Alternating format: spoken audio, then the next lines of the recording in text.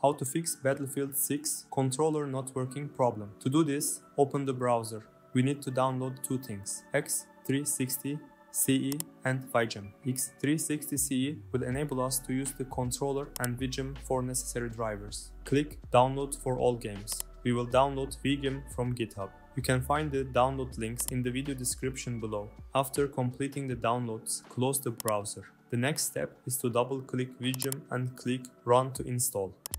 I've already installed it, but you'll need to complete this simple setup.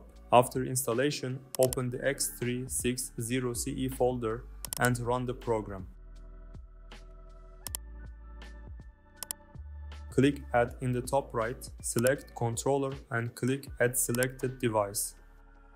After adding, we'll configure the buttons. There are two ways to do this. Click Remap All and press buttons sequentially, or click Auto to automatically configure.